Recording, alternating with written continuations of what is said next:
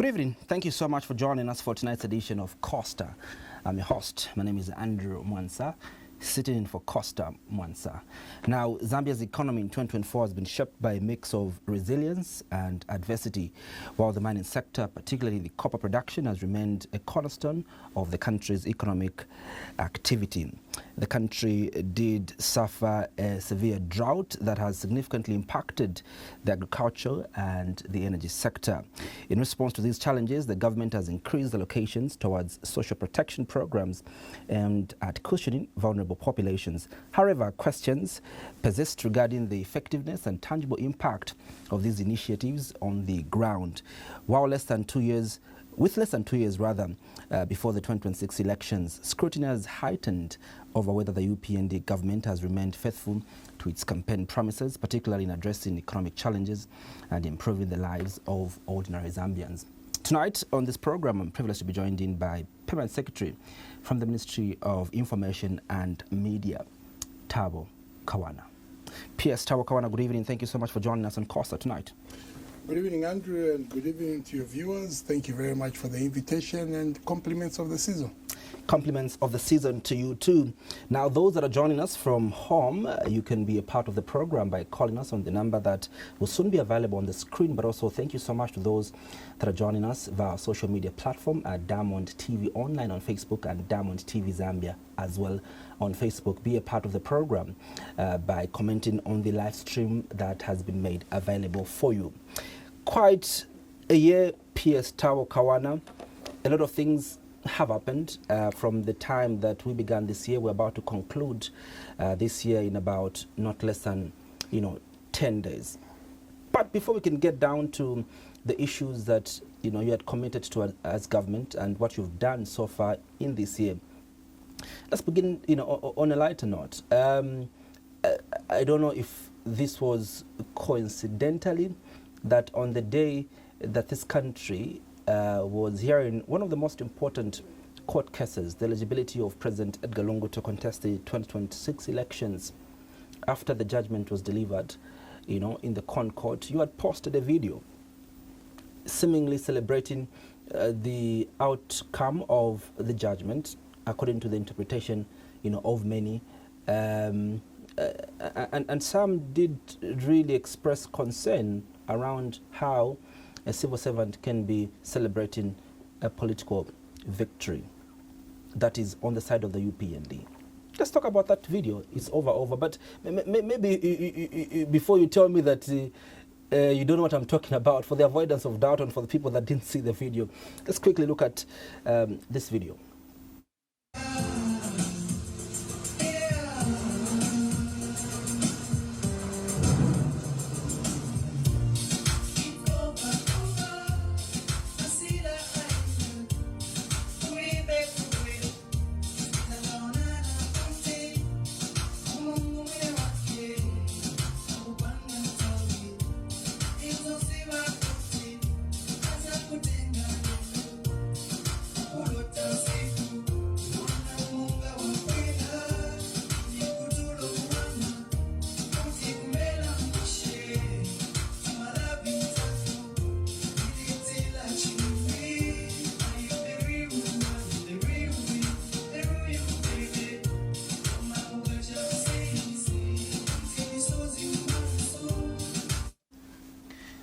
PS Kawana, what was that about? Well, you were saying that before I tell you, I don't know what you're talking about. Yes, I played you the video because... Yes, I'll still tell you, I don't know what you're talking about. I listen to a lot of music. That is how I keep myself stress-free, both at home, in the office, in the vehicle. I listen to a lot of music. And on that particular day, I was remembering my late grandmother. And there's nothing to it. I just sat there, I remembered my late grandmother, and this song always reminds me of my late grandmother because the time she died, I was very close to my late grandmother. That's the time this song was a hit. And that's all I was doing. And even when you listen to the message, it's about remembering someone who died. How do you correlate that to whatever was happening? So I was also equally shocked that people were insinuating it's got something to do with the eligibility case. It had nothing to do with it. The coincidence, between you posting and So what had happened. what coincidence is there? Who died? Did the eligibility case kill someone? It was about the political life of President Edgar Lungu having to end that day. The Concord pronounced that he was ineligible to contest the 2026 elections. So it died. The political life died.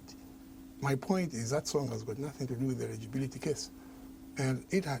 I was not even watching. I came to watch the judgment of the eligibility after I knocked off. That's when I was watching it, so that I go through what people are going through during the day. Remember that the case was going on the working day, and we were working. So I came to rewind and watch the whole video after the knocking off. And at that time, when that video was posted, it had nothing to do with the LGBT case. I was just remembering my great grandmother. I want to welcome back, Avena Zambia, uku concluda. That's where the problem is. Uku concluda. There is no issue there. Totally no Funny issue. thing that the majority of us thought that it was directed against. Yeah, the majority can still be wrong. It's not about the majority. The majority can still be, like in this case, the majority are wrong. It had nothing to do with it. It's nyimbo ya maliro, please. Nyimbo ya maliro wichiterere kumuntu omenali moyo. Nyimbo ya maliro, the year 2024 hasn't been so good for most people. I think going by the fact that the cost of living has continuously increased. I would like to begin it from there, PS Thabo Kawana. How do you feel you've performed as government in this year, 2024? Well, we're putting in our best. We agree and accept that the economy is harsh. I know that many people say, do not make a reference to the former government. That's why we voted them out, and we voted you in to sort out the problems. And that is why we are saying we are sorting out the problems. What are the problems? The biggest problem was the debt.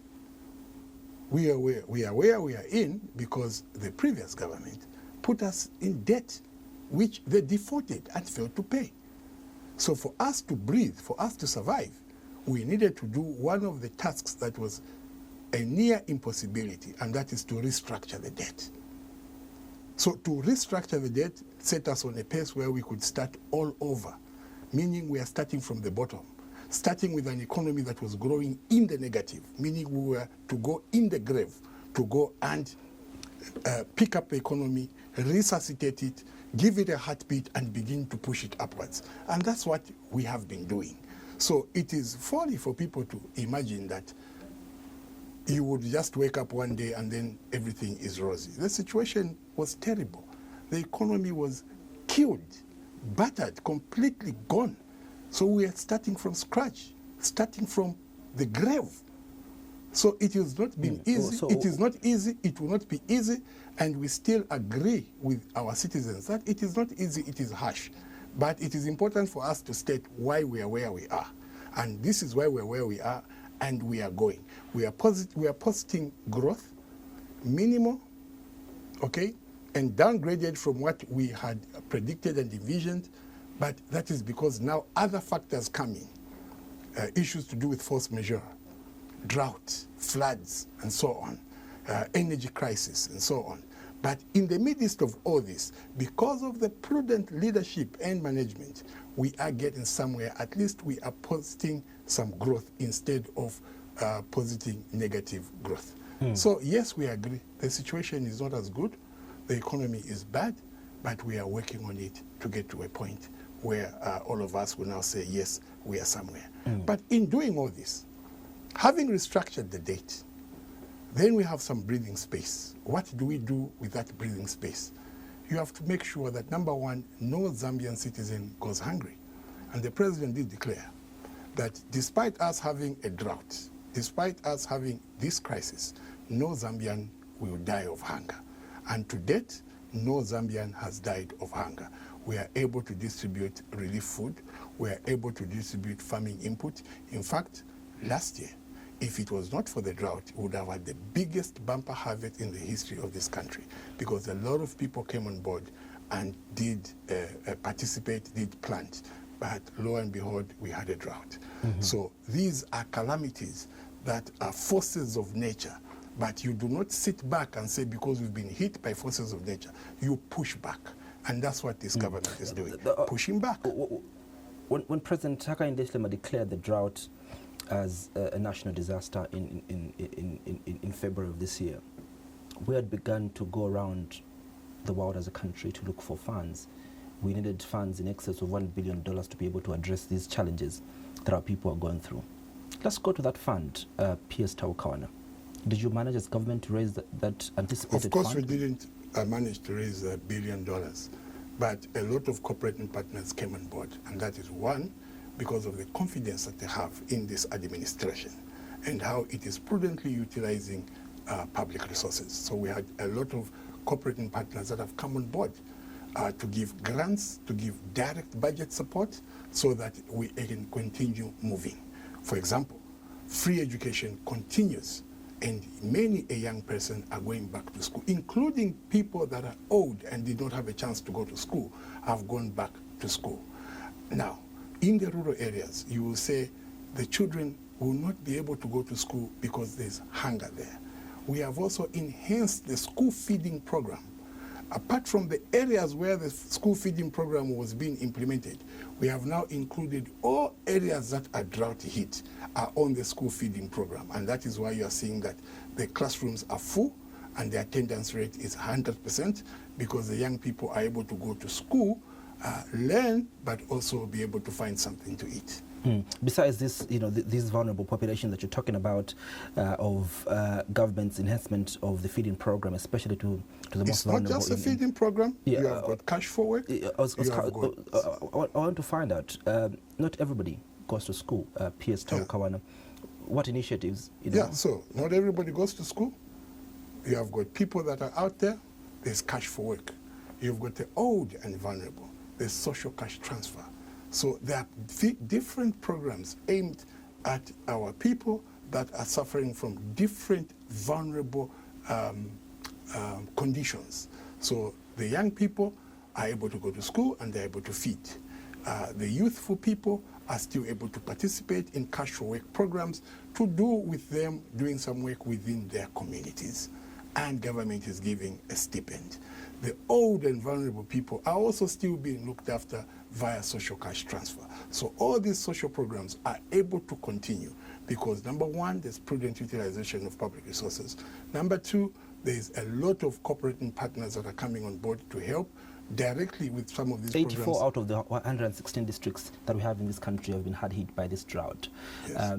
Are these programs that you're talking about being rolled out across districts? In all the districts, not just the 84, but also in all the districts. Only difference is that from in the 84 that have been hit and identified, it is enhanced. But all the districts in the country are getting these empowerment programs. Paint us a picture of how many of these people are on the social cash transfer, are on cash for work, and how much government is losing, or should I say how much government is investing, to address this. Well, I may not have the figures on my fingertips in terms of the numbers, but I think what you have seen the ministry do is that we are in charge of information, and you may have noticed our style of communicating of late. What we do is we bring the concerned ministry or department on board so that when we're dealing with that particular issue, we have the owners of the programs there to answer to the questions and also to be able to communicate effectively to the people.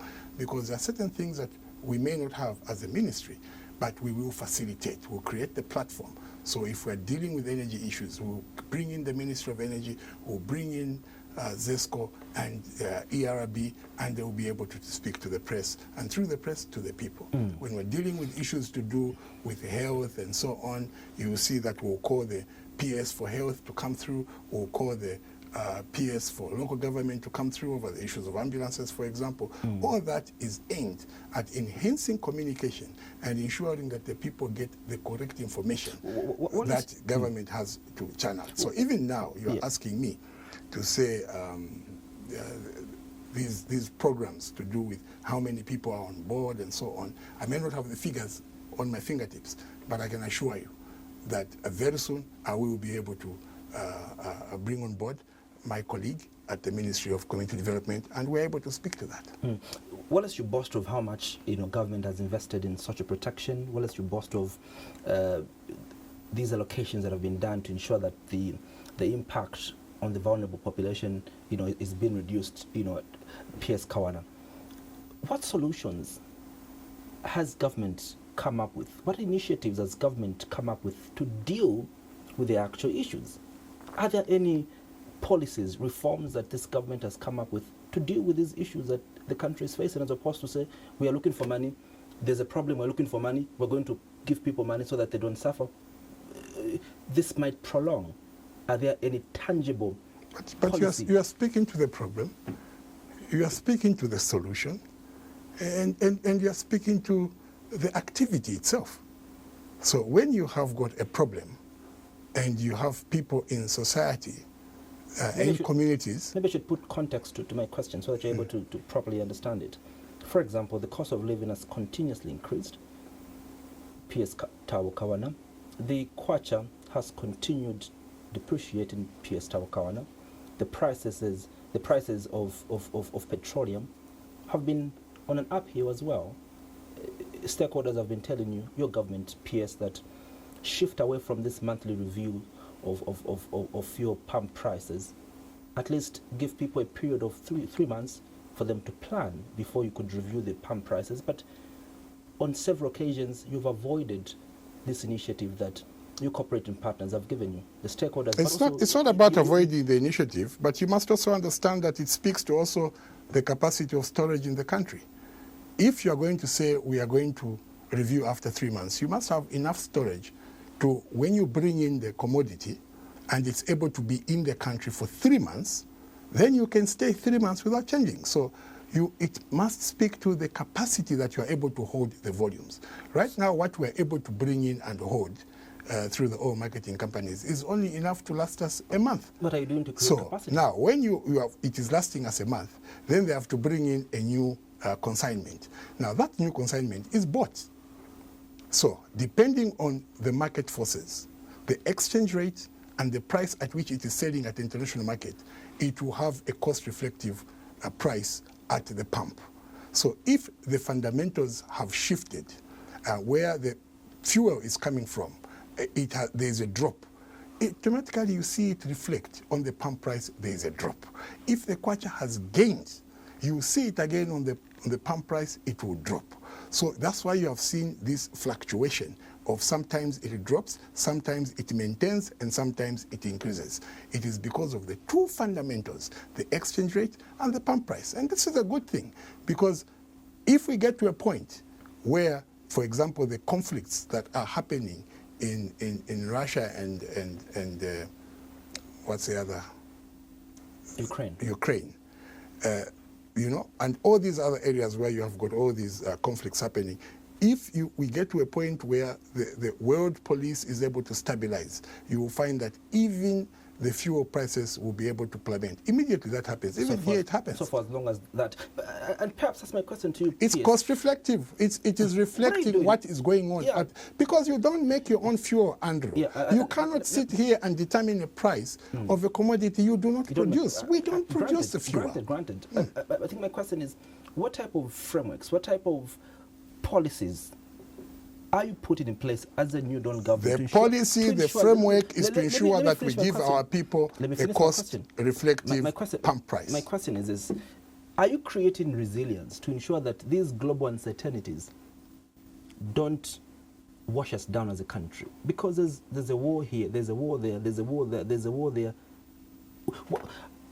What kind of... The world is a global community. There's a global community. Yes, but also you must understand that to create that... these global uncertainties, because we don't know which war will happen tomorrow, PS Thabo Kawana. We don't know.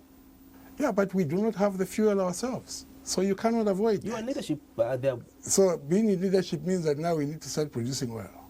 You cannot say that because there are these things, therefore there is uncertainty, and therefore you must create certainty because these things are happening and we don't know.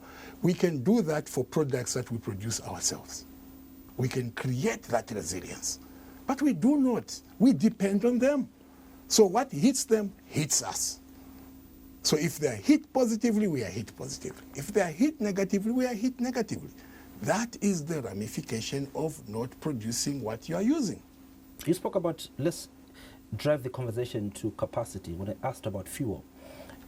When the new energy minister, when the new energy PS was appointed by the president, the first statement he issued was that it's unacceptable that we are reviewing the pump prices every month.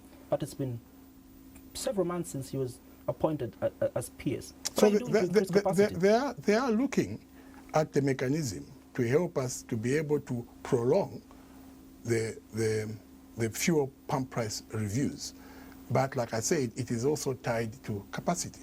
So if we increase our storage capacity, we're able to bring in stocks that are able to last us 3 months. It goes without saying that we are going to also review the pump price after 3 months, because what that means is that when you have brought in the fuel, for the next 3 months you utilize that same fuel.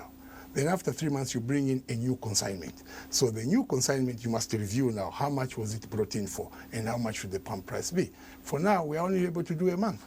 So as we are going, things will change. Would you blame people that would tell you that you are stealing as government? Because so where is the theft? Well, previously you told the Zambian people that in the procurement system of these petroleum products, there are too many middlemen, PS, you told the Zambian people that, and that the PF government was stealing 3 kwacha instead of selling fuel at 14 kwacha, they're selling at 17 kwacha. Now fuel is costing more than 30 kwacha. Will it be wrong to say that you, the UPND government, is stealing 17 kwacha from the procurement of fuel? You would be wrong to say that there's anybody stealing now. What is the right perspective then? That time, there were a lot of middlemen involved, and as a result, there was markups involved. But now we are putting in the cost-reflective pump price. Now, you will say to me, but it was 17 kwacha and yours is more expensive. Don't forget. Without middlemen. Yes. Now, don't forget that that fuel was coming in Pankongole. They were bringing in fuel and saying, give us the fuel, we sell it. After we have sold it, we pay for it. They kept bringing in the fuel, sell it, collect the money, and not pay for it. That is why when we took over, we found over 800 million United States dollars in Nkongole on fuel alone. So that was a massage. That was a fake price that they put there. But despite it being a fake price, it was also at 100% theft. They were stealing. Why am I saying they were stealing? Because they got the fuel, brought it in the country, put it in the pump. You and me bought that fuel, exchanged money for it, they collected the money, but they don't pay. Where they got the fuel from? Where did they take the money? Wabuzize.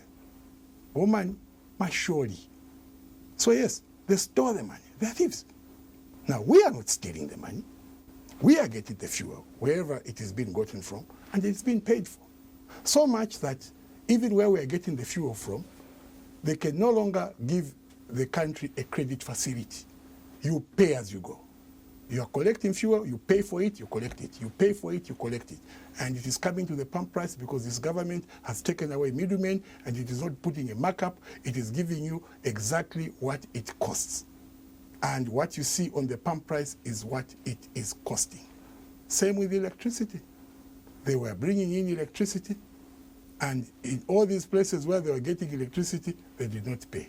So much such that even when we were hit with an energy crisis, we would go to that ship docked in Mozambique and say, give us some power, we'll pay for it. I said, no, Zambians, you will not pay. If you want power, first pay us for what you owe. Up to now, it was not paid for. So we are still dealing with Nkongoles that they were getting without paying for anything. They were a terrible government. You get power, you don't pay for it.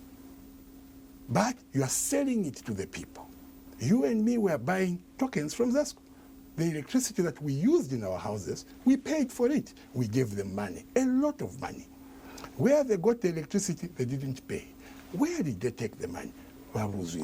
Woman, mashori. Thieves. So the money for fuel, stolen. The money for electricity, stolen. So how do you deal with such? So this is the kind of administration that we took over. And now we had to bring sanity to it, to restore the confidence in the international community to allow us to continue to do business with them. Even multilateral lenders wrote us off. The status that was given for the country was referred to as a junk status. When they give you a status of a junk status, means that you are not capable of being given 1, loans, 2, concessional loans, or commercial loans, or even grants. They're saying you are junkies. You are basically, as a country, you are junkies. That's where they took our country to. We became junkies. Now, when we took over, we found that this is the position that the country is in, and we began to work from underground. Like I said, we took the economy from the grave to bring it up here. Today, there's confidence, and a lot of people now are coming back to do business because Zambia now can be trusted. That when you do business with Zambia, you will get what is Have you right. conducted an audit as government, PS Kawana, to ascertain that the previous government stole money for fuel, the previous government stole money for electricity? And if you've done that audit, what has been done about that audit of people that, are you bringing into account these people who stole rather, money for electricity? People are being made to account for whatever actions they did. I'm speaking about specifically, because even in the process of making people account for what they did. To these oil marketing companies, we're owing in excess of 850 million. Yeah, we are offsetting. We have to pay. You and me still have to pay. Who's taking accountability? It's a government. Government is a growing concern. So who Congolad? It's a government. Who are we? We are the government. So to them, no, they stole because they didn't pay. They collected the money and they didn't pay. They stole it. But now we cannot come and say, it's not us, it's them. It's who got that fuel? It's the government of the Republic of Zambia. Who are we? We are the government of the Republic of Zambia. So we must no, listen to me. What I'm saying is that you got fuel from these people as government, sold it, collected the money, but did not pay those people. So governments change. These people are not concerned about who is in office, whether it's PF or UPND. All they know is that the government of Zambia got fuel from them and did not pay. So we have to pay. So we are busy paying and offsetting the loan. There's obviously an explanation to why that was done. What were you being informed as government? There's no explanation. The explanation is that the fuel was collected, it was sold, the money was collected, and it was never remitted. If you're going to paint a picture tonight to people that the previous government stole, you are telling us that these are criminals that were supposed to pay, did rightfully steal from the Zambian people, and they've gone scot-free sleeping. Oh, no, make no mistake. That's what you're insinuating. Make no mistake, nobody is going scot-free. Nobody is going scot-free. Whoever dipped their hands, their dirty fingers in public coffers, will pay. You've seen what is happening in courts today. There are people that felt they were untouchable. They were on top of the world. They could get contracts, give themselves contracts from their ministries, pay themselves millions of dollars. You're doing the same, PS Kawana. Who? Tell me one. Tell me one. Well, just a few days ago, the president did fire the PS from health because of conflict of interest. He awarded himself contracts in the Ministry of Health. He did not award himself any contract. Where was he fired? Why was he appointed? Where was he fired? Why was he appointed? The answer remains the same. You do not know why he was appointed, because the president does not tell you why he was appointed. You do not know why he was dropped, because the president does not tell you why he was dropped. Are you insinuating that he gave himself contracts? I will tell you here that yes, those are allegations. Domain. The allegations will always be there. But now I'm telling you, you are telling me that he has been fired because he gave himself a contract. I'll tell you that he did no such thing.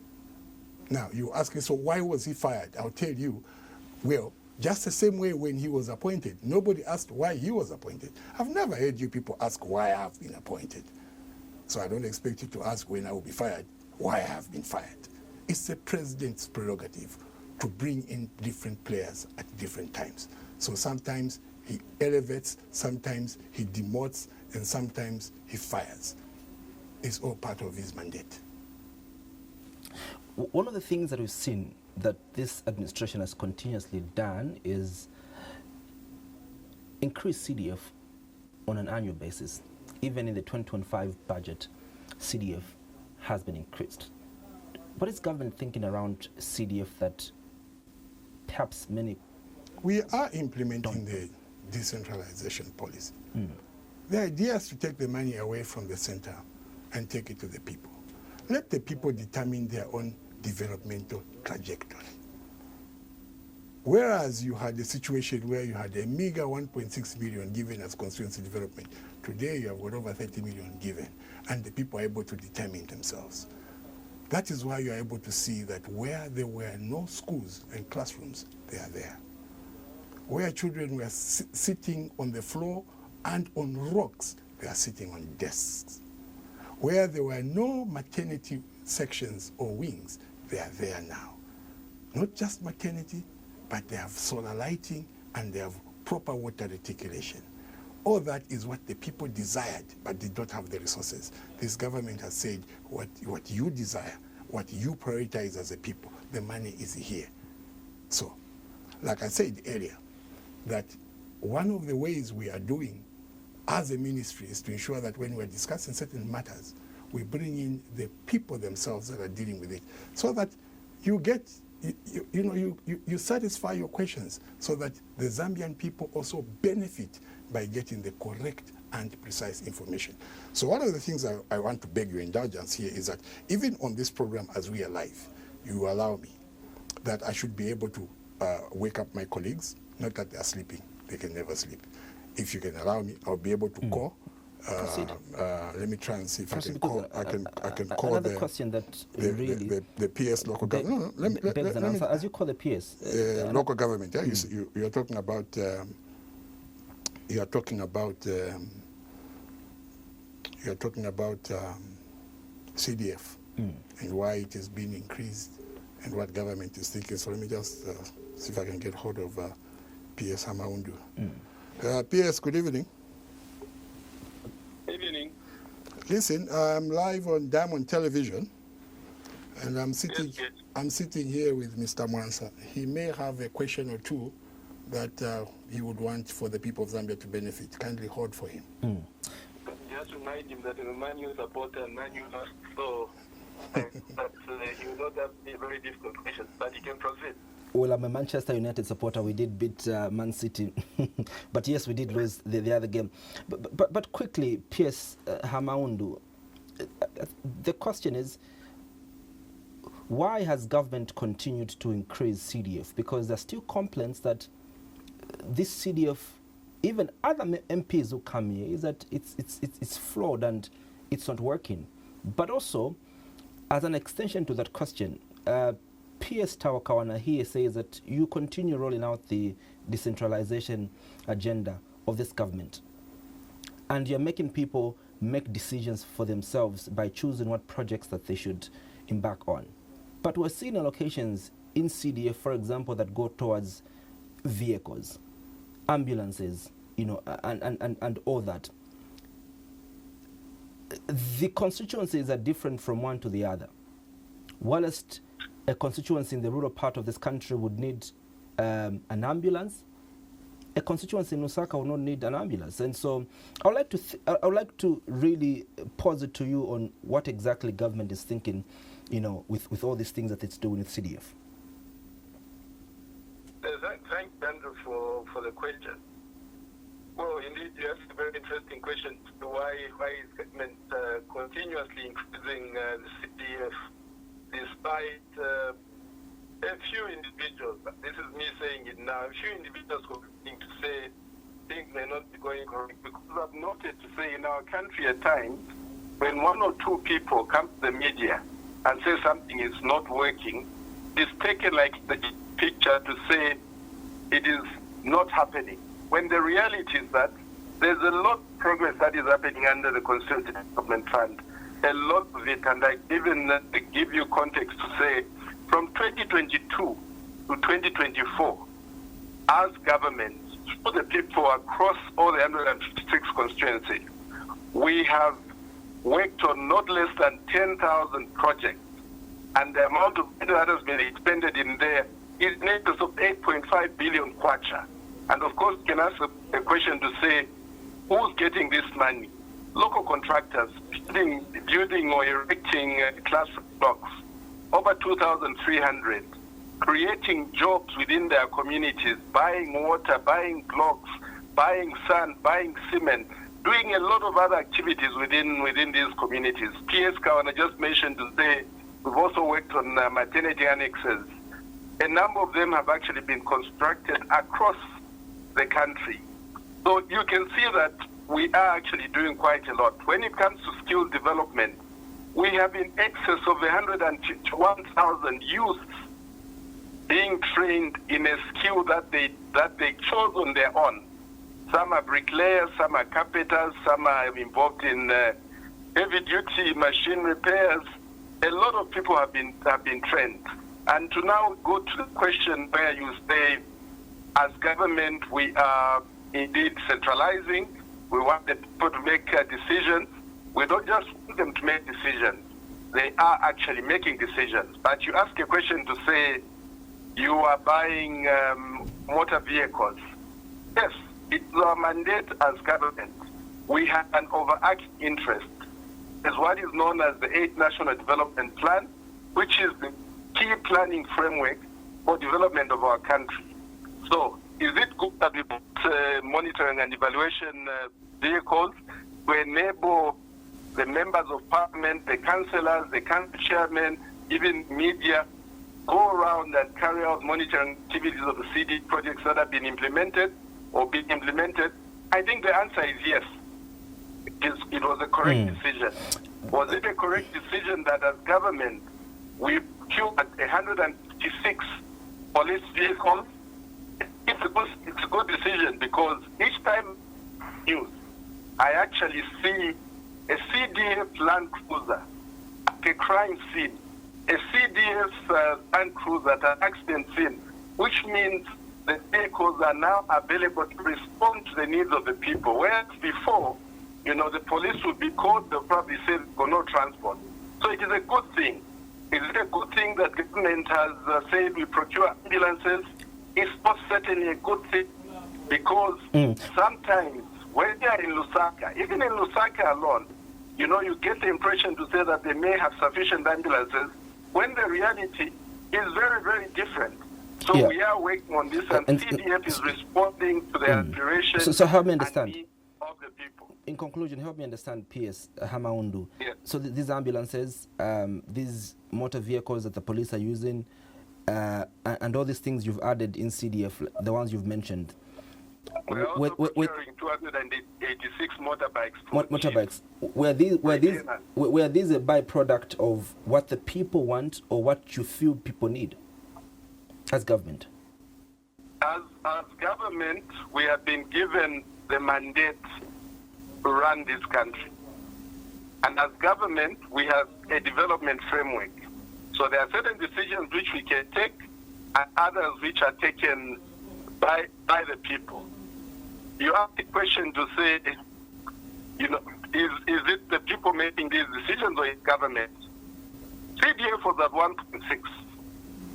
Who changed the policy, or who changed the allocation from 1.6 to 27.3 to 28.3 to 30.6 to 36.1? It is government. Why isn't Andrew asking a question to say, why did you increase to the 6.1? Why didn't you at 1.6?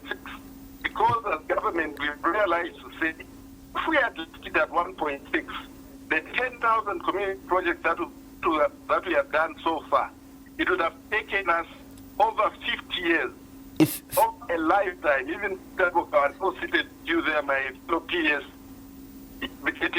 he's probably younger than 50.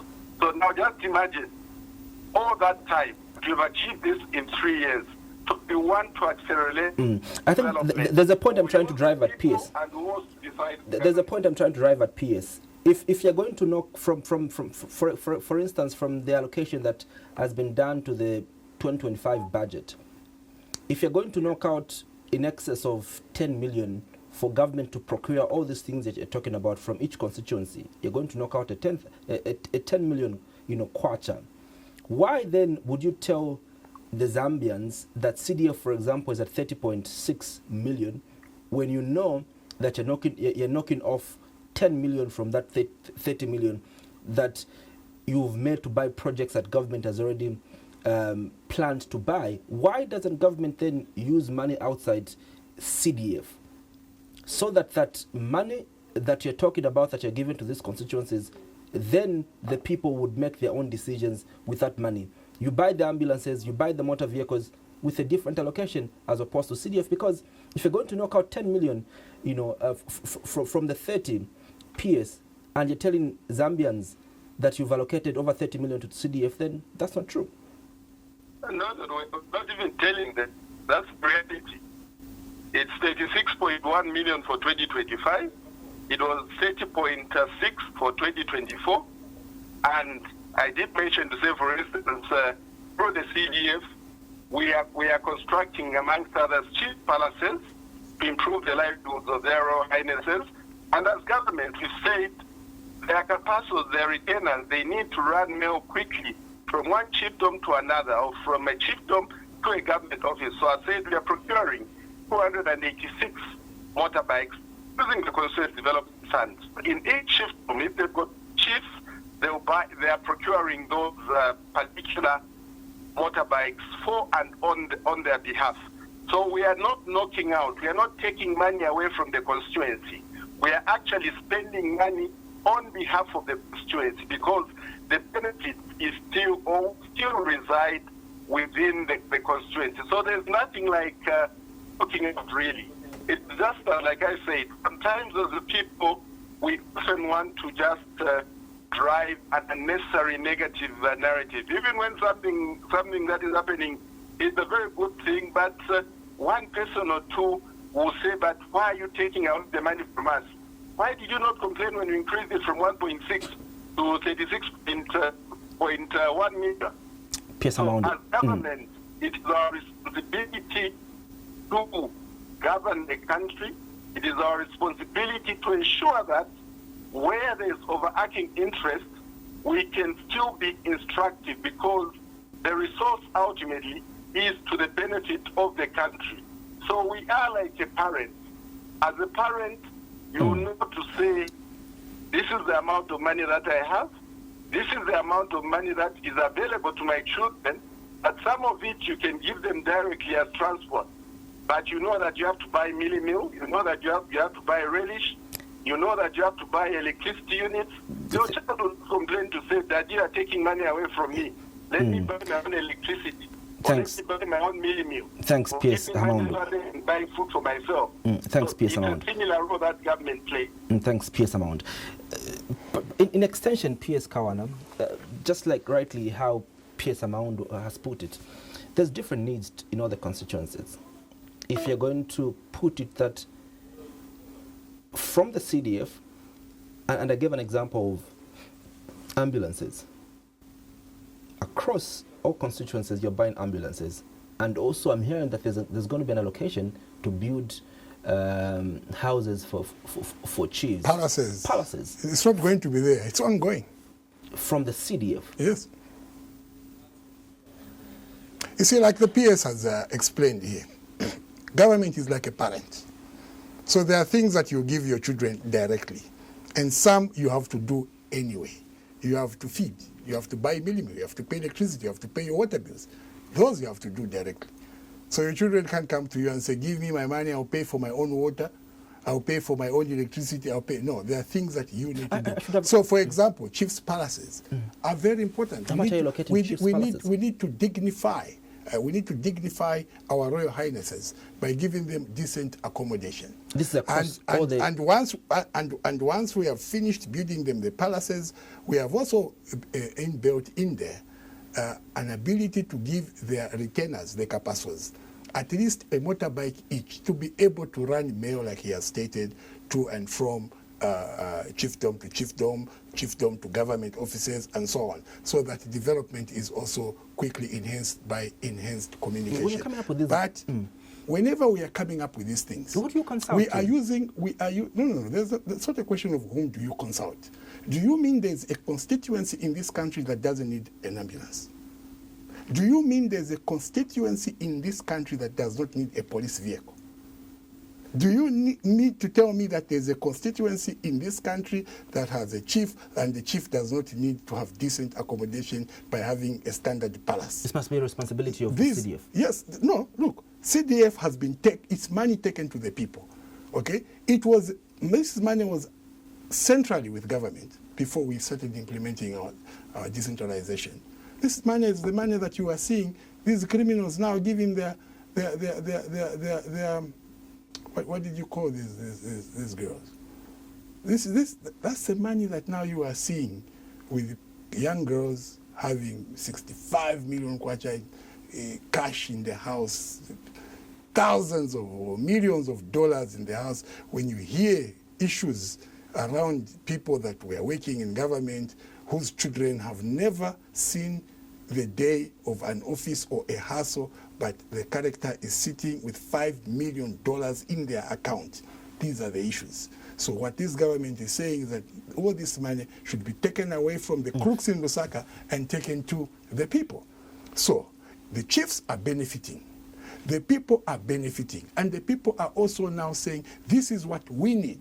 And the resources are being made available. We need a school here. We need an extension of a classroom here. We need a clinic here. We need a maternity section here. And all that money is being made available. But like he said, there always be one or two people that, no, that is not correct. No, that is not.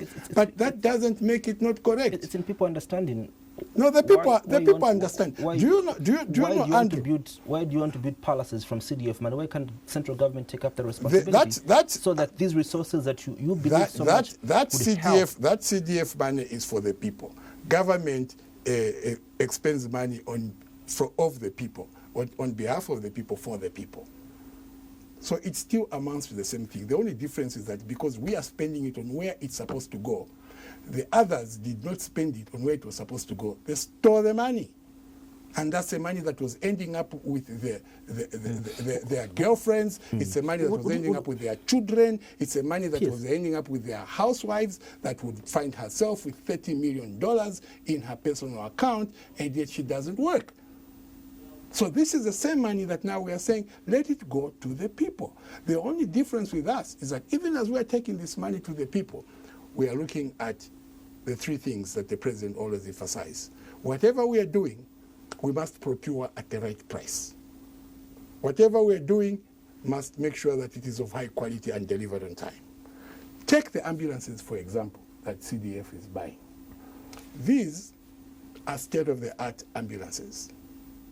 They have a bigger capacity. They have more enhanced equipment. They are more advanced, and some of them are parked there, and PS Nicholas Piri asked you to go and even check them. They are more advanced. The chassis is a bit elongated, so that even if a tall person is being taken, there's no issue. They don't need to fold their legs. They'll still be able to lie straight. These are more complicated than the ordinary ambulances that were bought under the PF administration. Here's the difference. Despite these ambulances being bought now, being more in terms of technology, being more advanced, how much are we buying one for? Slightly under $90,000. In fact, it's about $85,000.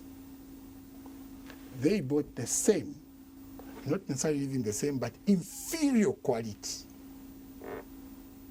for $288,000 a piece. We are buying an advanced version for $85,000 a piece. And these haven't been delivered? No, they are being delivered. They are being delivered. Already, 11 were already in the country. As I'm talking to you, I know I saw some documents on Thursday the day after Christmas. There will be some also arriving. And P.S. Nicholas Piri, we invited him to the ministry and he addressed the press and he made it very clear that by May, all the ambulances would have been delivered. And he gave a promise that if by May they are not delivered, he would resign. But let me make it very clear on your TV station that when he said that, he was on his own in Nakambeko. So let's make it very clear. So these ambulances I've got so much to unpack with you tonight, P.S. Kawana. So much to unpack with you. But let's pick our first caller, Lee Banda calling us. Thank you so much, Mr. Banda, for calling us this evening.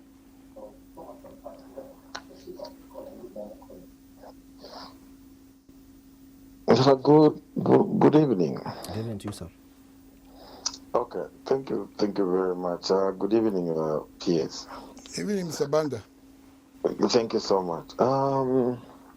Really, for today, the session is really extremely nice, and I'm so grateful between the interviewer and the interviewer that there's a transition. What has been difficult, because some of us, we have been religiously following some of these programs, and the situation previous, it has been one question after the other before you could answer another question, follow up. I think with this development now, you are given more time to elaborate, because as listeners would want to, when you ask a question, the respondent must respond to the question without any interferences. I think that I have to recommend.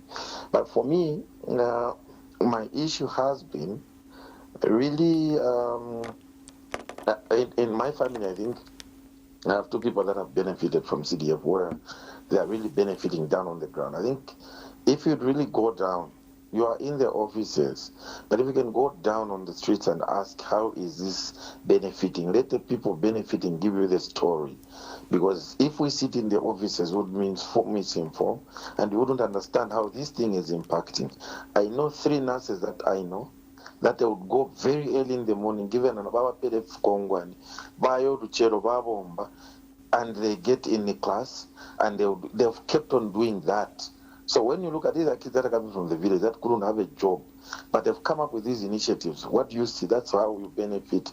But the only key thing that I'm doing now is to account for every coin that these people are doing, so that we know, or the community will know, these people that are on the list, are they really existing on the list?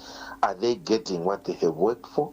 And then, what have they worked for? Is it really good work, or it's just short works? Because people are crafty, PS. You'll find that they'll just go over, chores have drilled it, chores, and it's too dirty and they've not done, but at the end of the day, they'll queue up at complaining. So I think for me, the key thing is to account for every coin that goes to these people and vis-a-vis the work that are being done on the road. Is it equivalent to what people are getting paid for? Because others will just be like posing. They are claiming they're working, but just clean a short 2 meters 2 meters distance a combo, because that's what at the end of the day we get paid. So I think that's a part that we need to advance, where we account as they get money as good works. Is it really worth it before they get them? And I think that's where also people that are implementing should get down, and people that are displaying these faith at a local level, they should make sure that they are super closely monitoring. Otherwise, for me and where my village I'm coming from, this really is something that is working out, because I've seen people that have never had any coin from this initiative, and it's working out. So thank you so very much. Thanks, Mr. Banda, for coming through. Mr. Banda calling us from... So there you are, okay? Here's Mr. Banda telling you that you people are seated there in Lusaka and you don't understand. This is working. And the people, my people, down in the village, down in the constituencies, are benefiting. And he's cautioning and saying, these people that are doing, for example, cash for work, they may just go create a mess and just leave, and eventually they get paid. I just want to assure Mr. Banda that all that has been taken into account. The people doing, for example, cash for work are being closely supervised. So the work is given. I must report to you, PS, that we most of the stories that we run, the people complain that they're not being paid for this cash for work system. Well, the payments, there may be a delay here and there because of the systems, but there's nobody who's not being paid. Everybody's being paid. I saw a story today on your news as I was coming here. You ran a story in Kitwe that the people doing cash for work did not have PPEs, personal protective equipment. And the council, a public relations officer, was interviewed, and she stated clearly that the procurement system is what has delayed, but they have procured and the people will have. So in terms of making sure that the correct thing is done, it is being done, and people are being made to account for every coin that is being paid out. This year has been good for you as government in terms of unlocking the mining sector. We've seen the resumption of operations at Mopani and KCM. You found equity partners, but I think stakeholders have been complaining on what was the rationale behind this government, removing the mineral royalties, the mineral taxes, on these mines. But also, on top of that, personally, as a Zambian, I was excited when about 5 months ago you came as government and announced that that there's an initiative that you're calling the export tracking system that you're going to implement to ensure that every dollar that these mining companies, these big firms make, hits the Zambian account. What has happened to that system? Is that still being implemented? Again, I want to say that you have seen tremendous growth in the mining sector. This is owing to the policies that we as a government, as a new donor administration, are implementing. Number one, a stable mining environment, stable tax regime, okay? And I know I hear a lot of you people say, no, but you give tax incentives to, there's no mine that has been given a tax incentive. Incentives that are in the mine are across board, meaning local, foreign, everybody is getting the same conditions. And these conditions that are in the mines are the ones that have been benchmarked with the mining regimes in the world. That is what now you are seeing the big mining companies coming back. Even those that were shifting out of the country and shutting down have come back, not only just come back, but reinvested and are expanding, because the environment is conducive, the environment is predictable. That is what is extremely important, predictability. They were leaving the country because there was no predictable mine policy and there was no predictable tax regime. So they were leaving because Zambia was bad for business. But now they have come back because Zambia is good for business. That's why they are reinvesting. That's why they are expanding. So even when we were having fun looking at that Chukula box, but all that speaks to people putting in money to ensure that there is there's growth in the mining industry. We are looking at raising the production to about 3 million metric tons of copper per annum. We are doing this slowly by ensuring that we support the mining companies. The investment environment is good. By the time we get to 2031, we should be able to hit at least 3,050,000 metric tons per annum in terms of output. In terms of the money hitting the Zambian banks first before it goes out, something that we refer to as the Moses, again, allow me to do the same thing that we have done with local government. Let's see if we can get hold of PS Mines so that you are able to ask him, so that the people of Zambia should benefit. You have heard what the commendation that has come from Mr. Banda, saying now we are getting somewhere, because we are now getting the information as needed. Sindewo kuti vantu vakabwera pa TV basi asking a question akaliye kuyankha muntu, you ask another question it is like you are just having a fight. But now the people are benefiting and are saying this is good. This is how it ought to be. So you received kudos from Mr. Banda. So let me also see if I can get hold of the PS. PS, good evening. Hello? Hello, good evening. Evening, PS. Hello? Good evening. Are you able to hear me? Yes, I can hear you clearly. Okay, so listen, I am live on Diamond Television, and I'm sitting here with Mr. Mwansa. He has a question or two in the mining sector. Just hold on for him, please.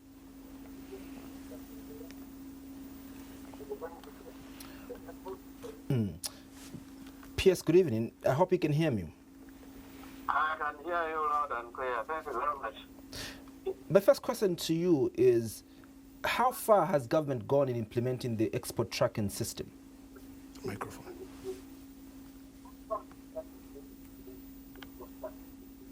You're closing the mic. I think in this respect, we are on top of issues. We are following what we are calling the mineral output statistical evaluation system. What's this?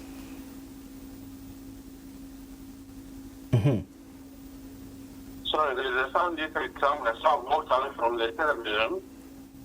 Please proceed. So all companies that are involved in production currently, they are expected to report their production levels onto the Moses.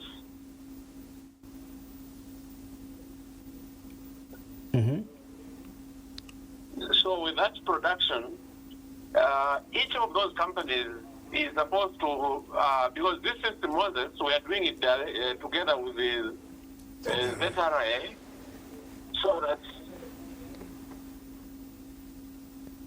with the production levels being reported in the Moses, ZRA is in a position to make an estimate of what is expected to be charged for two things,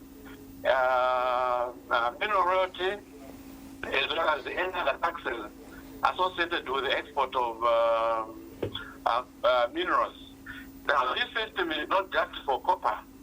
It is meant to monitor all various minerals that are being produced in the country, which are meant for export. I think the big question, tonight, PS, is this being done? Have you implemented this system already? This system is being implemented and is working. We are implementing it to the letter. All companies that are involved in producing any mineral in the country, they are reporting on the Moses. And those companies that are not reporting on the Moses, we go back to them and compare them to reports. If they do not report, they are penalized. And sometimes these companies may claim to be producing more than the amount of ore that they have, which implies that there are certain materials that are being received from elsewhere. And this Moses is a system that helps us monitor effectively the level of production in the country, and the mineral royalties that are supposed to be chargeable to the various mining companies. So this system is working, and I think it is reasonably successful. I think the reason we bring this question, PS, is that there's been information that we've been getting that most of these big mining firms have been disregarding this framework that you've put up. How true, are these issues that are coming out? That is not a correct picture. All big mining companies, small mining companies that are registered with the Ministry of Mines are compared and they are reporting. Let's talk about the mineral royalty taxes. What exactly is government thinking at the back of its mind around the removal of these mineral royalty taxes? To the contrary, mineral royalty taxes are taxes that are chargeable to any mine that is involved in extraction of minerals. So all companies are basically paying mineral royalty taxes. And the Minister of Finance, when he's announcing his budget, he makes estimations of how much money is going to raise from mineral royalties. So mineral royalties or mineral royalty taxes are chargeable and payable by mining companies that are registered within the country. There is no exemption that has been done. The only issue that I mean to make reference to, earlier you were making reference to Mopani and KCM. At the moment, these two companies are not producing up to the level that they are expected to produce because they are basically in the intensive care unit for a very long period of time. So with the intervention of government, in the next few years, as soon as they start ramping up production, they will start paying a significant amount of mineral royalty. Pierce, thanks so much for making clarity on those issues. Thank you very much. But Pierce Kawana, thank you so much for calling Pierce. With all these things that have been done in the mining sector, the president just the past 2 months, has been commissioning a number of, a number of mines. My question is, when do we begin to see the fruits of, this commissioning of these mines, this unlocking of these mining sectors? Because you told us, through the president, that this is going to be a game changer. But before you could respond, to that, let's see if we can pick this call. Hello, good evening. Hello, good evening. Hello, good evening. Yes. Good evening, we can hear you. Hello? Go ahead, we can hear you. Okay, my name is Lillian Chikandi. I'm calling you from Emersdale in Lusaka. Okay, I just want to, before I continue, can I express myself in the language? Please proceed. Okay,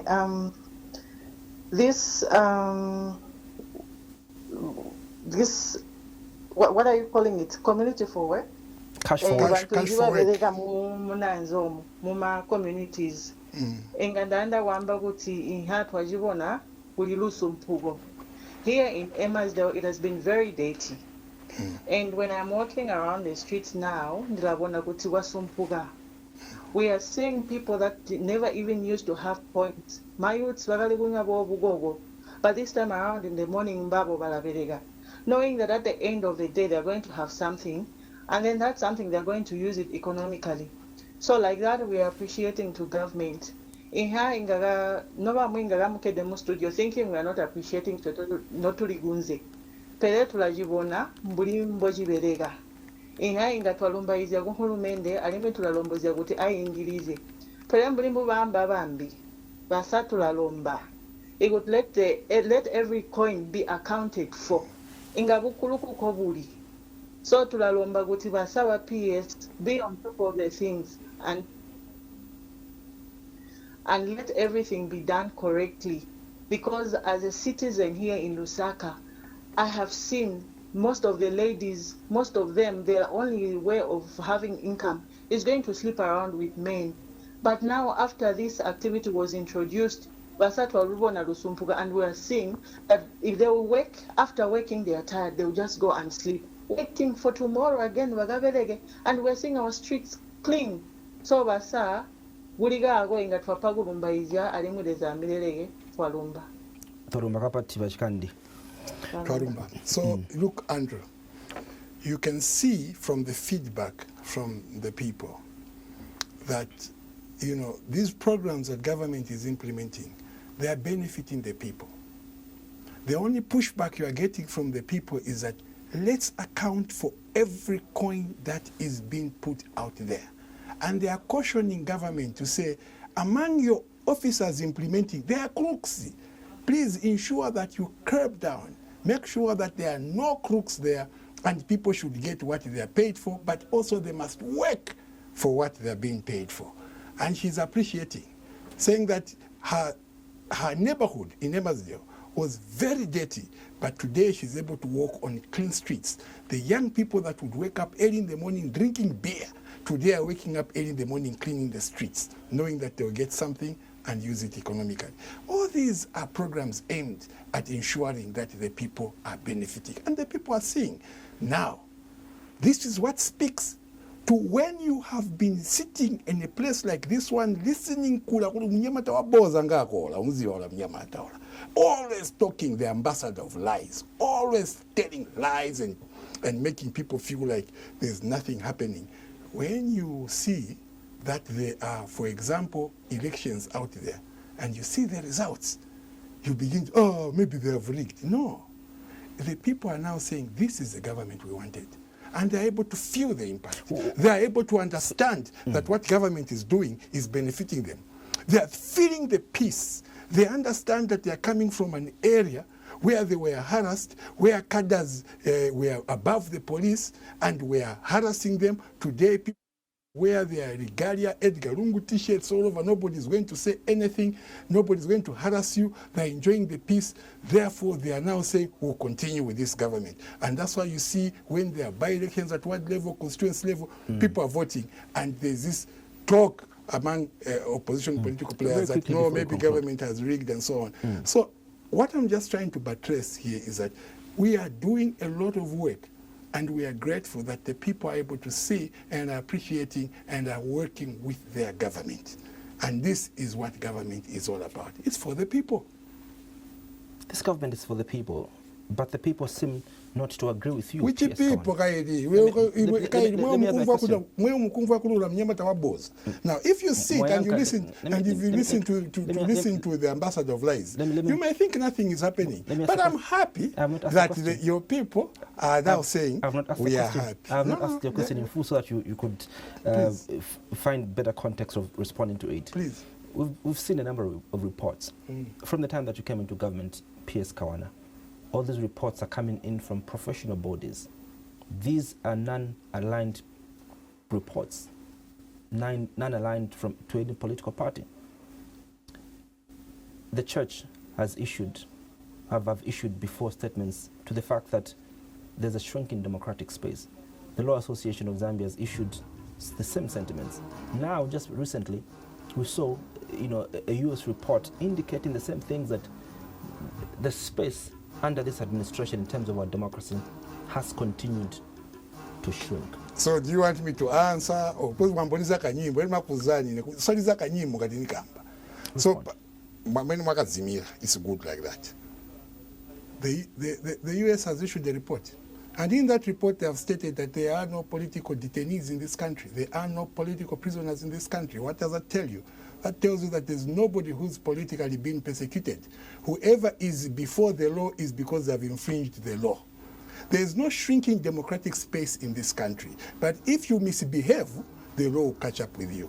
How do you wake up and go and start searching people's rooms and saying, we are looking for voters cards in here, mufuma mula mwaiva ndalama mwaiva laptop, and you want the law to watch you? No, sir. You will dance pellet. Just 2 weeks ago, government wewe kanyimbo kalira yasira yasira. Thanks a lot for making time Thank to be you. with us this evening on Costa. Appreciates a lot, and compliments of the season to you and your family. Thank you very much, but also let me say thank you to our colleagues, PS Mines, PS Local Government. We just ambushed them, but you can see that because we are working government, just there, they were able to respond to issues. Well, looking at Zambia's 2024 economic outlook, looking at how the UPND government has performed for this year. My guest has been PS from the Ministry of Information and Media, Mr. Thabo Kawana. Thank you so much for calling, and thank you so much for being a part of us this evening. And thank you so much to the 2 PSAs that we had called in. Good night for now.